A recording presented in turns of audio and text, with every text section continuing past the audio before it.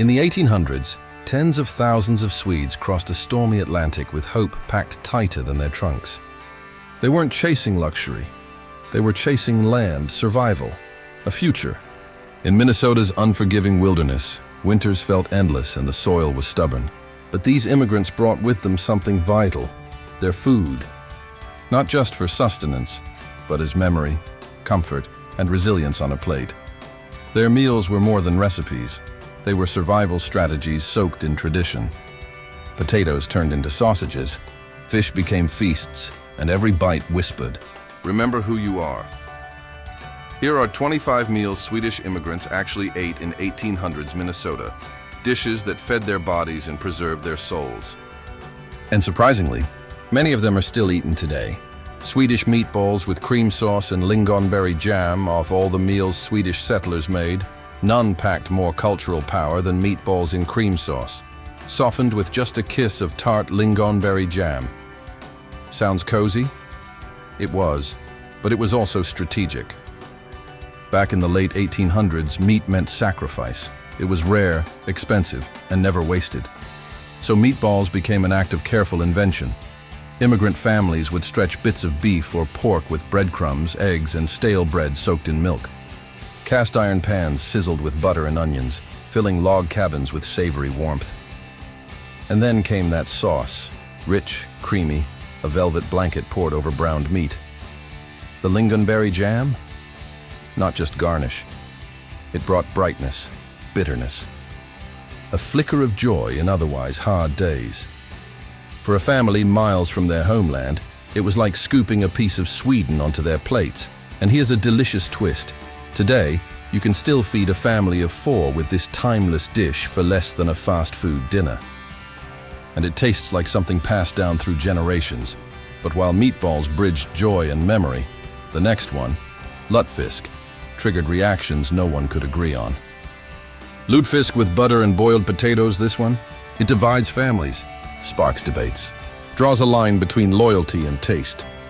Lutefisk. The legendary gelatinous dish that for many Swedish immigrants wasn't just a tradition.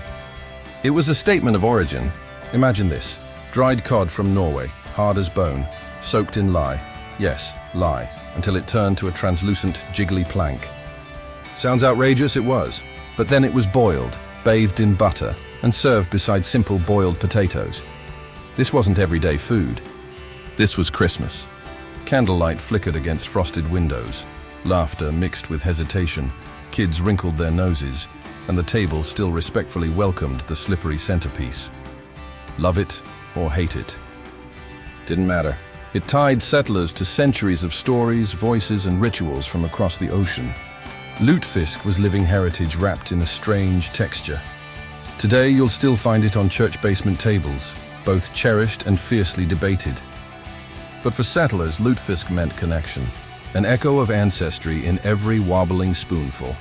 And from controversial fish, we moved to a meal no one could argue about, the humble, brilliant, preservable herring. Pickled herring platter with rye bread and onions, if one dish painted the full canvas of a Swedish gathering.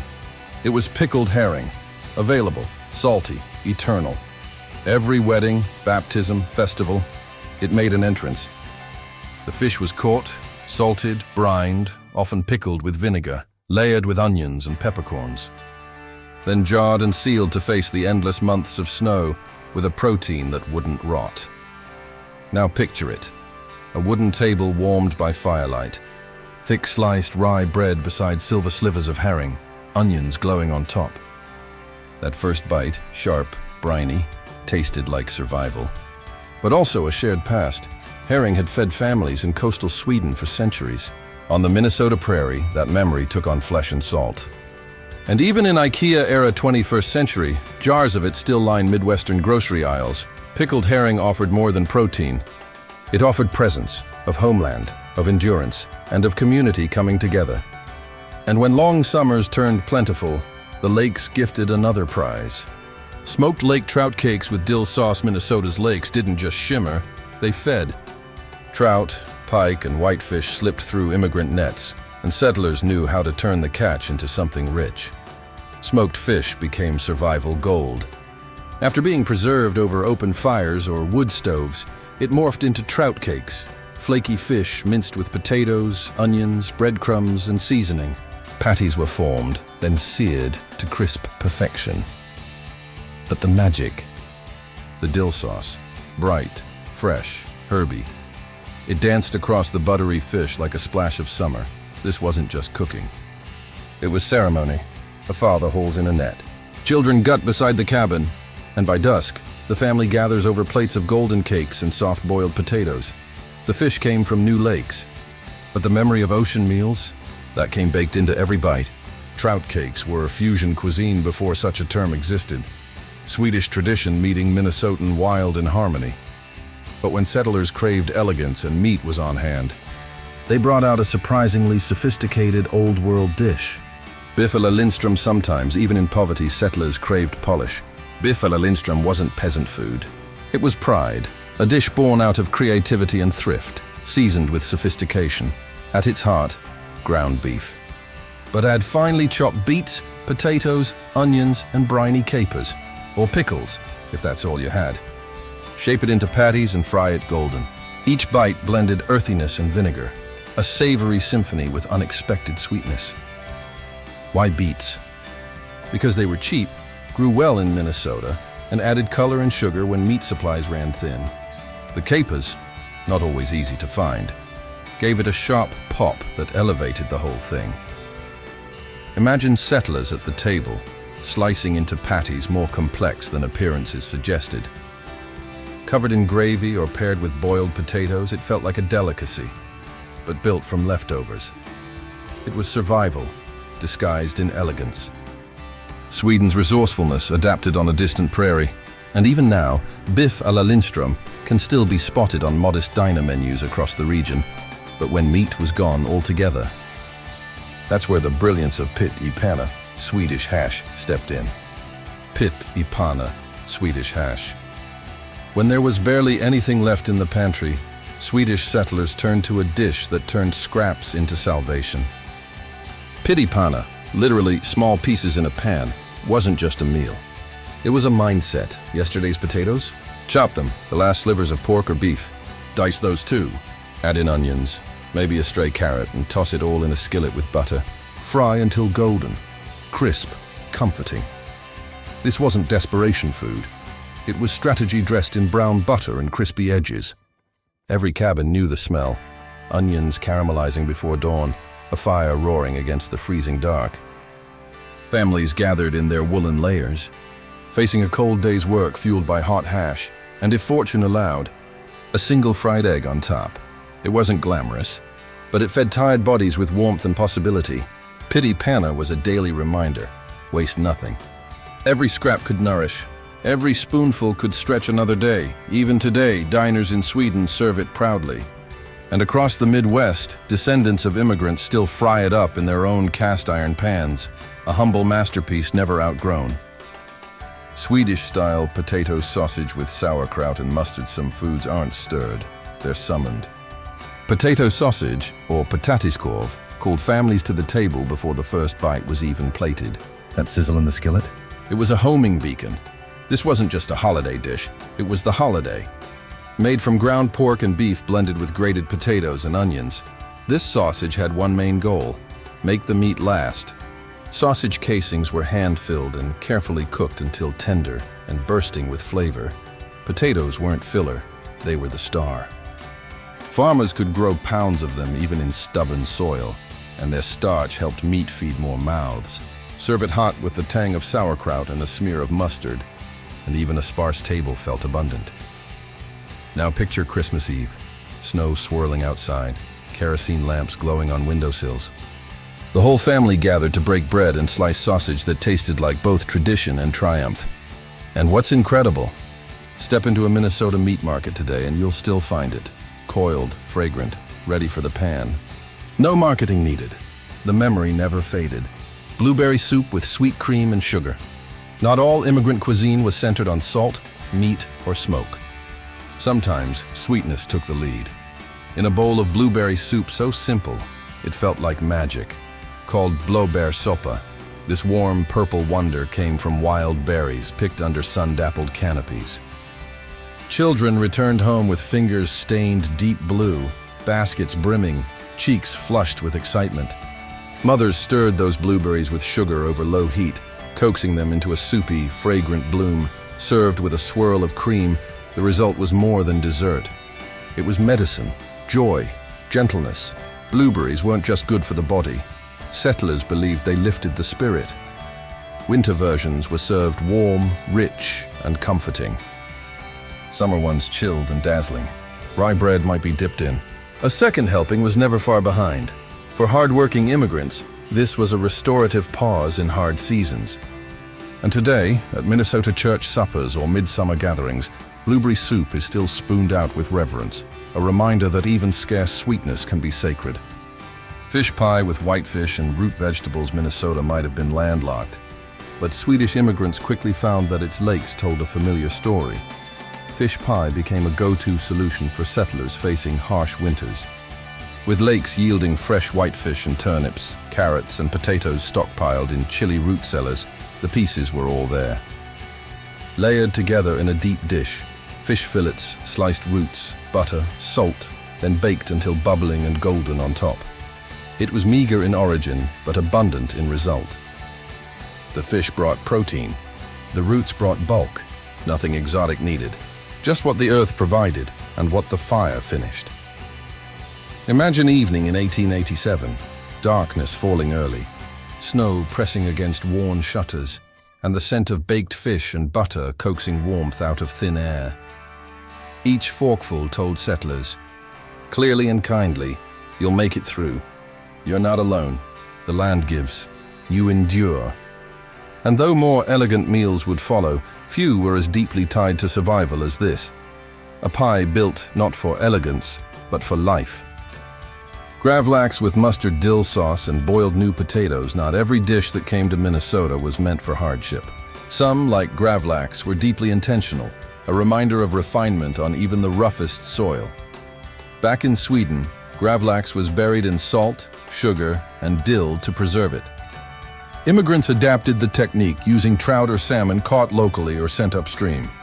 After curing for several days, the fish turned silky, fragrant, slightly sweet, and ready for slicing thin under the blade of care. But Gravlax wasn't everyday fare. It was reserved, brought out to honor a reunion, a holiday, a baptism, a summer feast in long golden twilight. Scatter fresh dill from the garden. Boil baby potatoes until fork tender. Mix mustard, vinegar, and sugar into a creamy sauce bright enough to cut through all that richness. Then sit around a weathered outdoor table, laugh, swap stories. Tear rye bread, and resurrect part of a world left behind. Gravlax didn't just feed.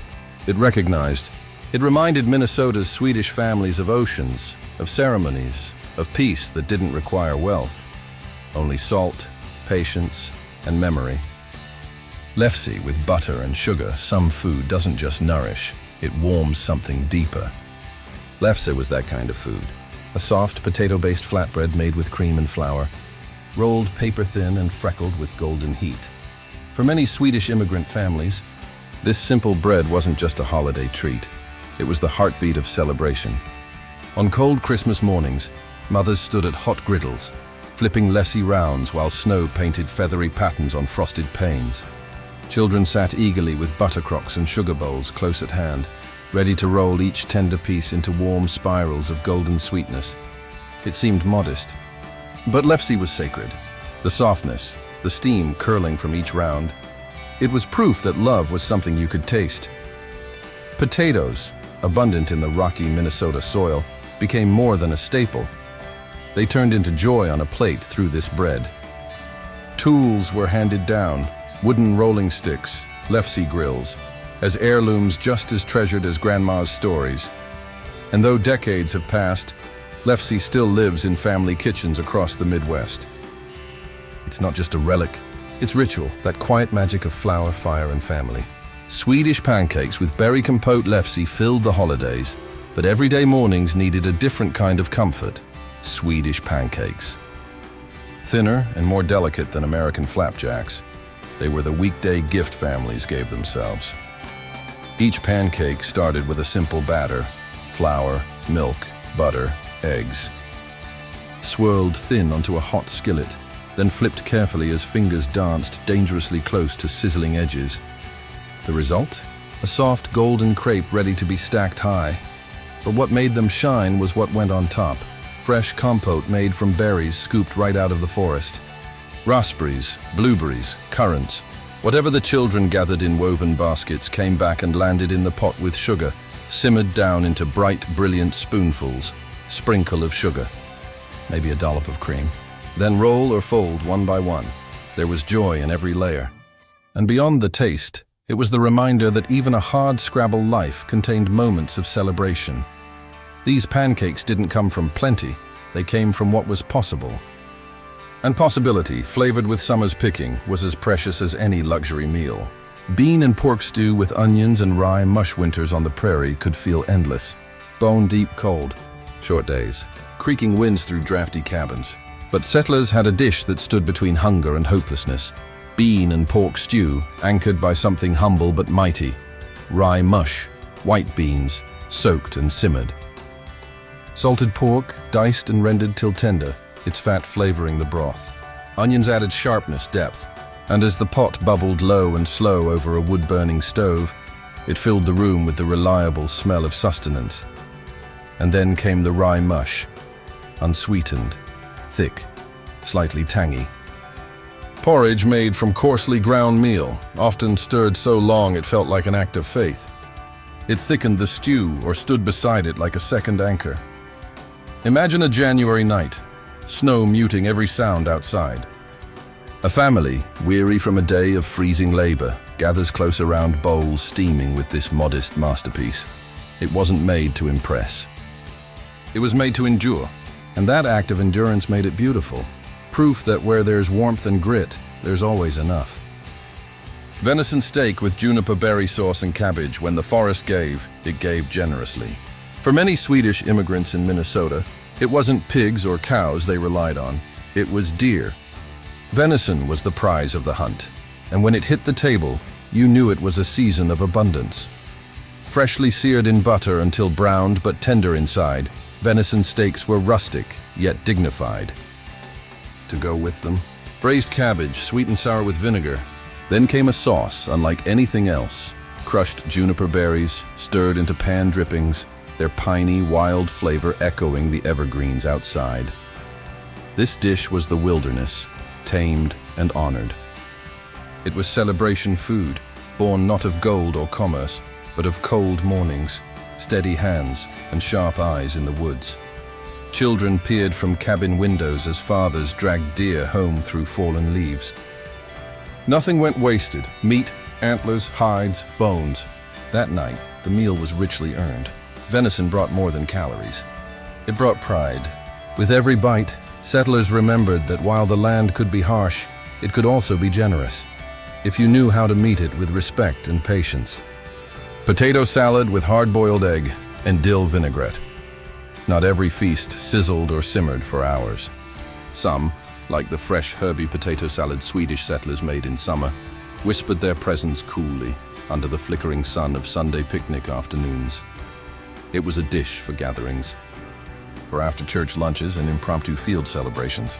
Diced boiled potatoes, mixed gently with chopped hard-boiled eggs, fresh dill, and a light vinaigrette made from whatever the garden or pantry offered. Mustard, vinegar, oil, chopped onions, or pickles. The salad was served cold, refreshing and tangy. It carried the taste of long days outdoors, of laughter beyond chores and sweat, of time stolen from toil and given back to joy. Minnesota's earth gave many things reluctantly, but potatoes?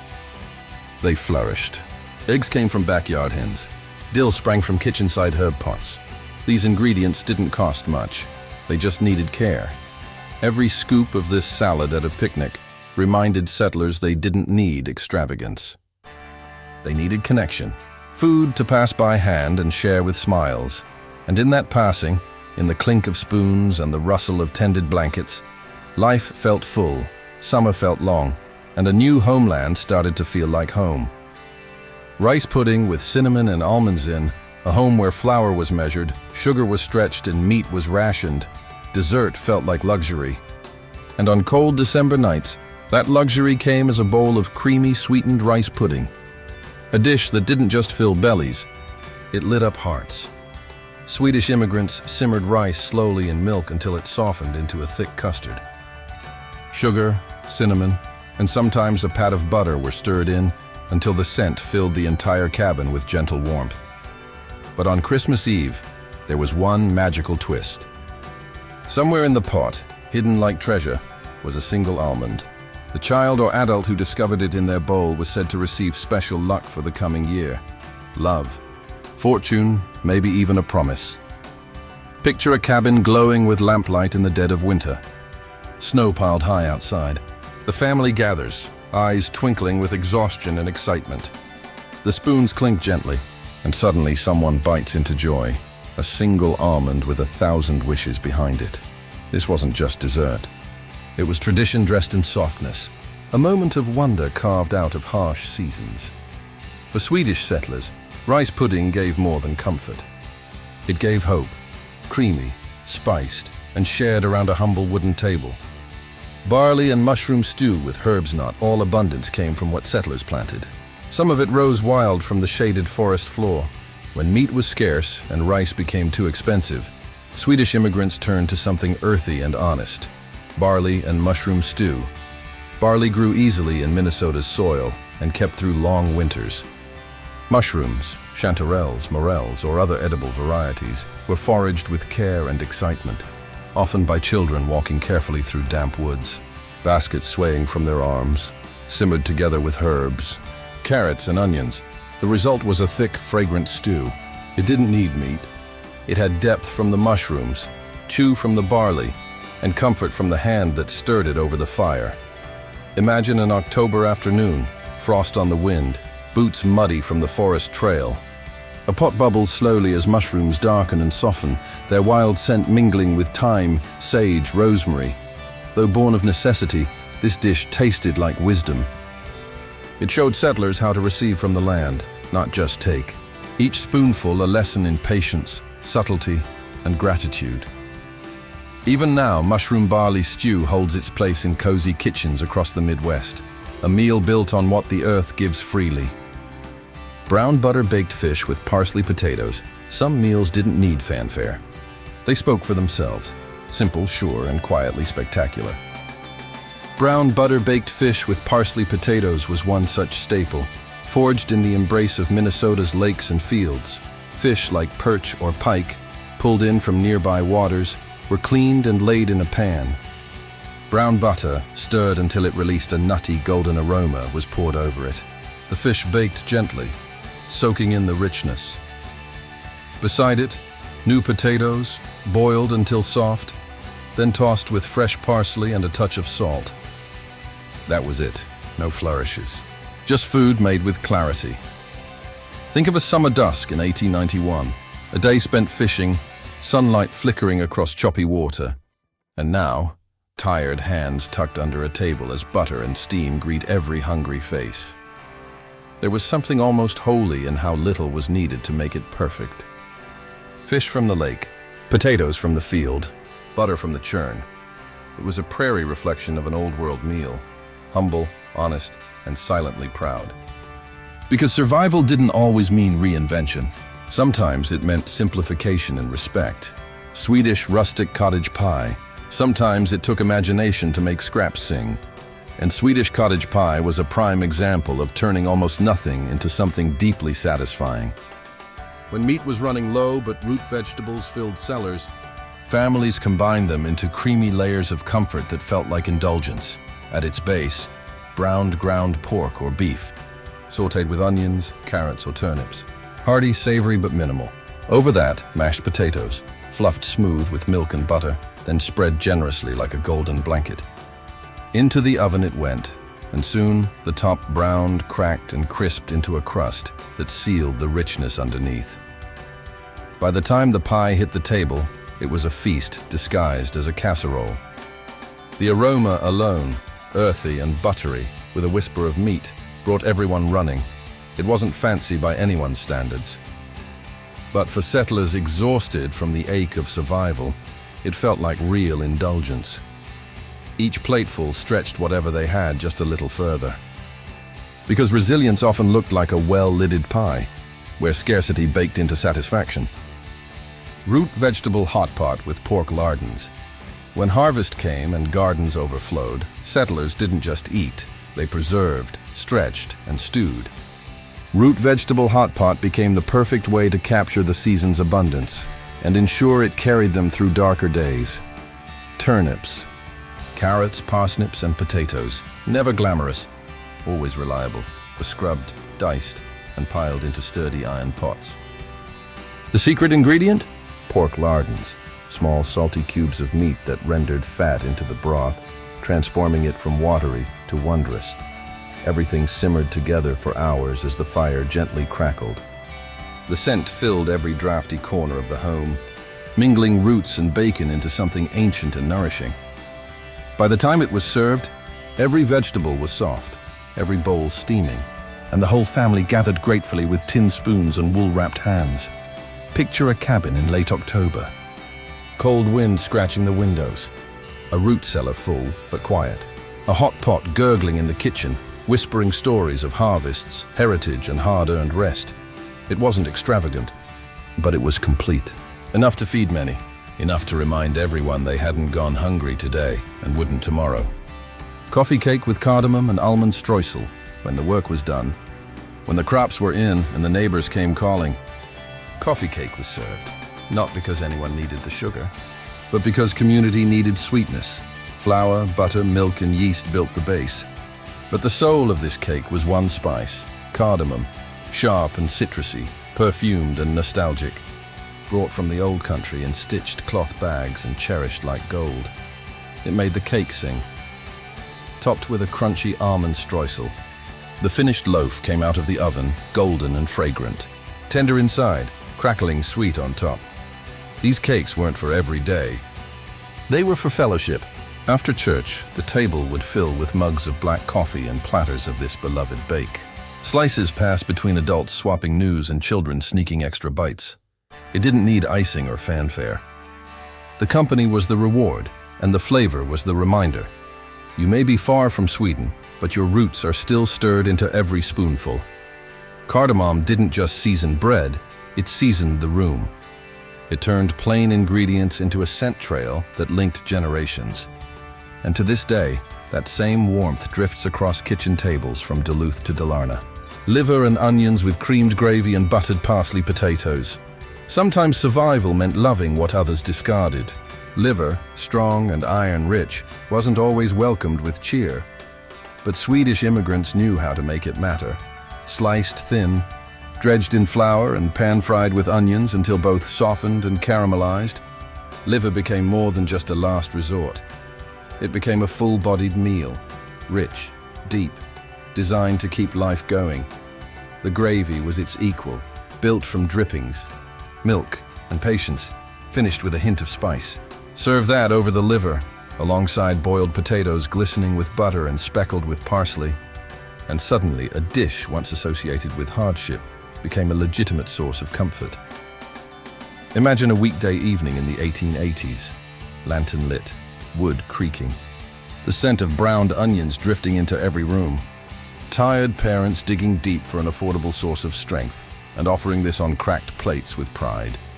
To modern taste buds, liver is divisive. But to immigrant families, it was fortification disguised as supper. You didn't have to love it to respect it. This was food that said, we're not wasting anything. We're making every bite count. Cabbage rolls stuffed with pork and rice few meals showcase thrift, creativity, and love as clearly as cabbage rolls. This slow-simmered classic was proof that with a little effort, humble ingredients could become something amazing. Start with full cabbage leaves, softened in boiling water until pliable. Then fill them with a seasoned mix of ground pork, rice, onions, and a shake of allspice or pepper. Roll them up tight, like miniature presents. Then nest them in a pot of broth to simmer gently for hours. The transformation was astonishing. The leaves grew tender, the filling held firm, and the flavor deepened with each quiet bubble in the pot. Serve it alongside potatoes or just a ladle of broth over each roll. In fall, when cabbages were stacked high and pigs had been butchered, families worked together, rolling, stuffing, stewing. These meals endured over days, still tasty as leftovers, still nourishing after fieldwork or schooling or snow shoveling. Each roll was economical, filling, and full of pride. 1 pound of pork could feed a village if wrapped right, and that's what settlers did. They wrapped their hopes, their flavors, their kitchen wisdom into cabbage, and let the stew pot finish the story. Autumn apple and berry bake with oat crumble, when tree branches bent under the weight of late apples, and berry bushes offered one last handful before frost. Settlers knew what to do. They didn't freeze it or can it, they baked it. Nothing fancy. Just peeled apples and plump berries tossed with sugar and cinnamon, placed in a deep dish, then covered in a humble topping of oats, butter and flour. As it baked, it filled log cabins with the smell of caramelizing fruit and toasted oats, a scent that spelled the exact moment between fall's glory and winter's hush. Children scraped the last berries from baskets. Parents sliced apples too bruised to store. Nothing was wasted. And when the crumble came out of the fire-warmed oven, bubbling at the edges and golden on top, it was served warm with cream, or thick milk if cream was too dear. It wasn't called dessert back then. It was called eating the season, using what could spoil and turning it into comfort. Today, we call it a crisp. Back then, it was survival made sweet. A small golden triumph against the coming cold. Pork loin with mustard, dill crust and roasted beets when something truly needed celebrating, a birth, a marriage, a harvest finally peaceful. Settlers reached for pork, not scraps, not sausage, an entire pork loin seasoned and roasted slow, because now was a time to feast, slathered in sharp mustard, sprinkled with chopped dill and coarse salt, laid into a pan where it could roast and caramelize. This dish quieted a room when it was carved. Alongside it, roasted beets, sweet, earthy, bright purple halos on every plate. It was a reminder that the same soil that tested them also nourished them. That they had arrived at a moment where survival could pause and be celebrated. Imagine a Sunday in the 1880s. Church has ended. Benches are pulled close, and long tables stretch through the room, filled with bread, cream, and butter. At the center, the pork loin, steaming, tender, glorious. Smiles, steam, the rich aroma of meat and mustard drifting across conversations and hymns. This wasn't an everyday meal. It was a declaration. We came through the winter. We earned this moment, and centuries later, mustard and dill still cling to Sunday roasts across Minnesota, and memory still clings to every plate.